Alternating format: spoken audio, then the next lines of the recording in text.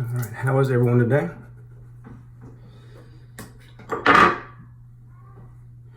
Going in with a silver tip today. This is a 26 millimeter silver tip. It's a fan shaped knot. And I made the handle. It's a Spalted Birch. I did it in the tulip style, the Simpson tulip style. This knot is not my favorite. It's a bit floppy, but it works out all right. And today we're using RazoRock Santa Maria del Fiore, Firenze. And I have a issue with this stuff being a bit fluffy and not having a good consistency or gassing out on me, but the smell's incredible. It's another tobacco scent, and tobacco, a little bit of menthol, and eucalyptus. It's actually a beautiful scent. I just have a hard time with getting the lather how I like it. I do like a fairly wet lather. And some soaps are difficult to get as wet as I like and still have structural integrity left. But we'll see how she does today. And before I cut the camera on, I put some prep on because I just got off work. I ended up having to stay about 45 minutes late, and I'm not gonna say I'm rushing this shade by any means. It's just later than I expect it to be. And one of the things I will say about the soap, this thing is in a substantial glass container. This thing is nice. You can hear it. I don't mean for that to be incredibly loud, but it probably is, and I'm sorry.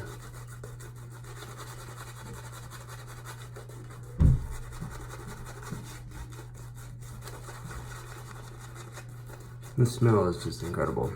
It has a very light menthol, which I can't really feel because the pre-shave, the prep pre-shave, is mentholated. It has a little bit of a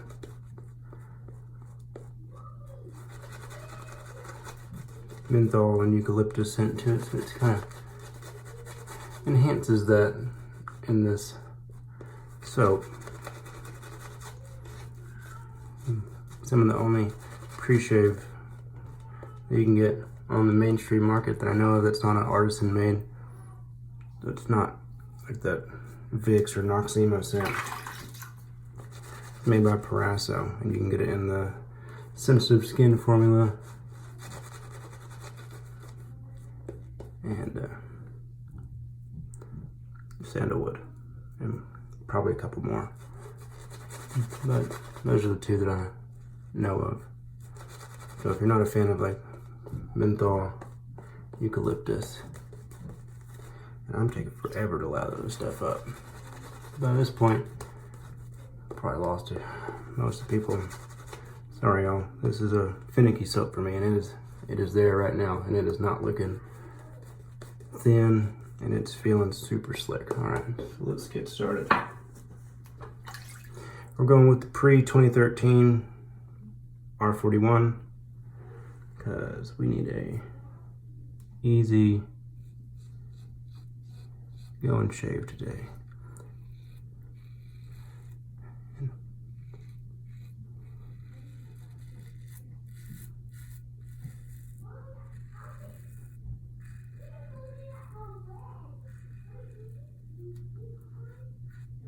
And this is definitely one of the most comfortable razors that I have. It is just awesome.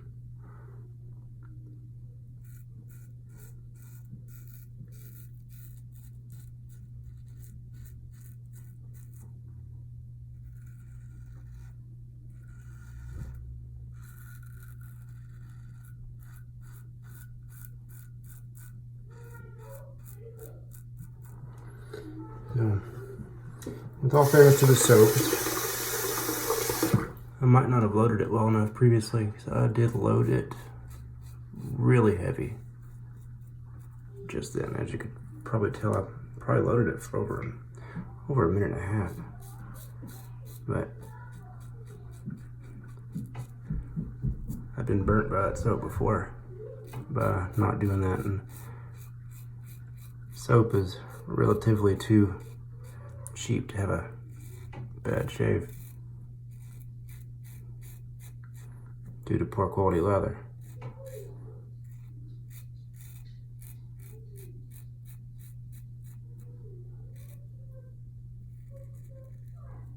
Alright. That's feeling good. Most of these irritations gone there, which is thankful for. And with all these cream-based pre-shaves, like Prep, Praso, 3P,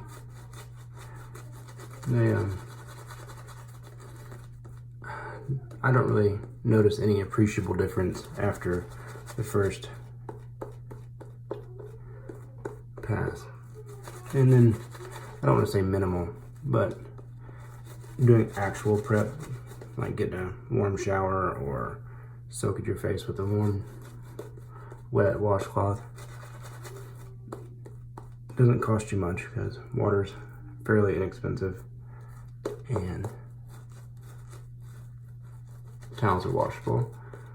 So you can get a as good, if not better, prep for near nothing. But whenever you don't have the time or your time on a premium, that stuff works out great.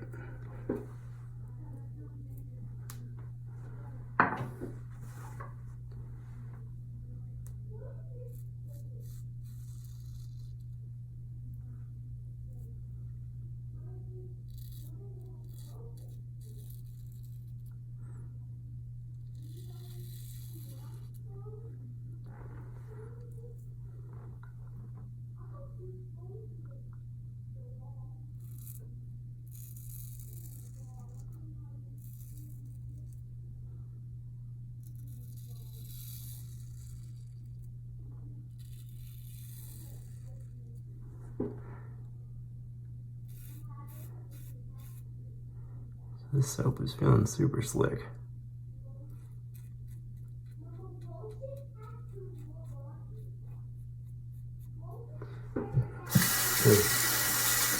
Whatever chrome they have on this generally does not feel too slippery, but today it's feeling extra slippery. It's kind of like the Edwin Jagger 89, the lined chrome handle that's lined. You would expect that thing to just be slippery whenever your hands get wet, but it's not at all. I've had probably 4 or 5 of those. It's one of the best razors for someone who's new to the platform, in my opinion. I bought 3 or 4 and lended them out, and they've never come home. Because let them keep it. They liked it so much, and that's one thing about this hobby is most people are really happy to help out. It's something that people get kind of passionate about. I'm not going to say obsessive, but passionate.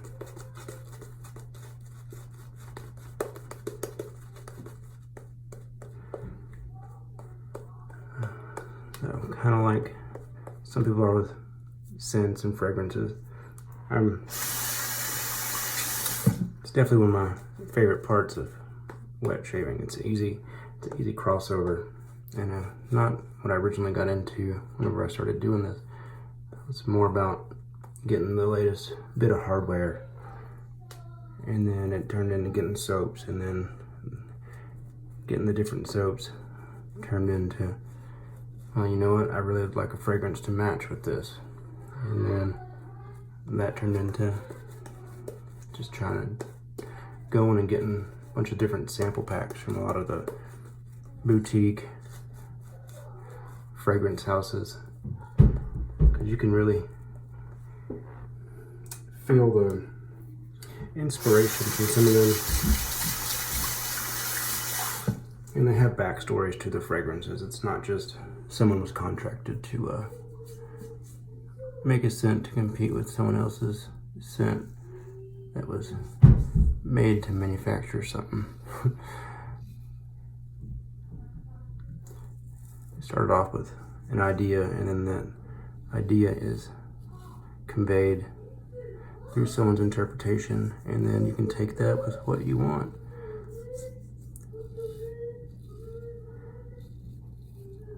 You know, you can know the backstory behind the fragrance and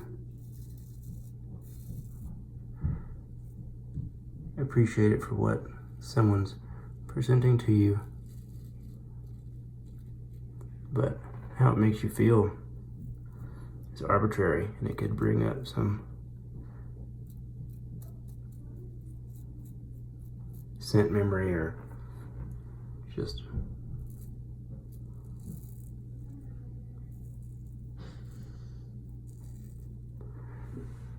something that you believe it should smell like. You could have never gone to an Indian desert before, but smell something and be like, it's exactly what it smells like in your mind.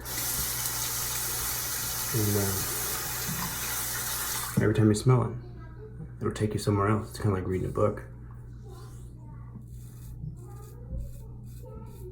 You don't have to go there to be taken there by a good book. Great fragrance. And it's one of the things I really enjoy.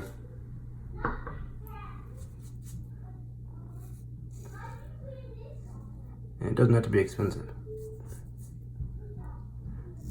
You don't need to be a snob about it.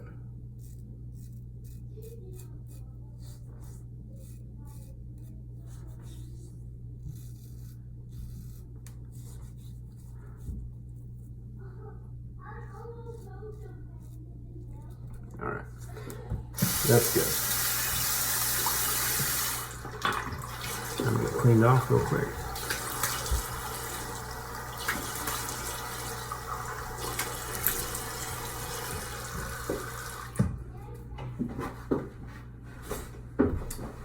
Kids and I tie-dyed some shirts, and this is what we ended up using underneath them, and this towel looks pretty wild.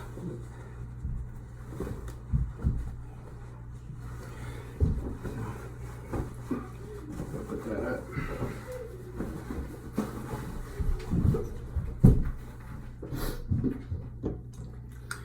We're going to use Aqua Velva. This is not the vintage stuff. This is from the local drugstore or chemist.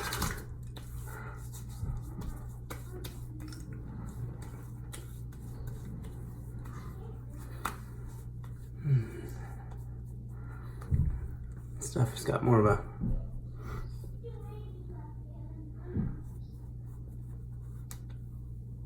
I can't explain it other than like a manufactured smell.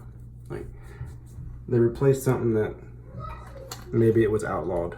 I don't know, some type of musk or something that was outlawed back in the 70s or 80s or something, with something that's an artificial fragrance, and or maybe it's better for your skin or doesn't cause some form of cancer or skin disorder.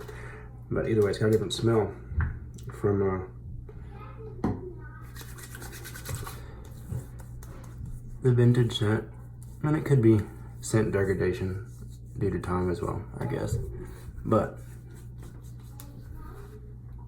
they did a really good job of keeping it close to home whenever it comes to this scent. The Old Spice does not. I've got a lot of the vintage Old Spice stuff, and it is absolutely incredible. we'll talk about that whenever we use the vintage soap aftershave cologne set, but does not stay true to the original Old Spice. That's it for the night. Y'all have a lovely day, and I'll talk to you soon.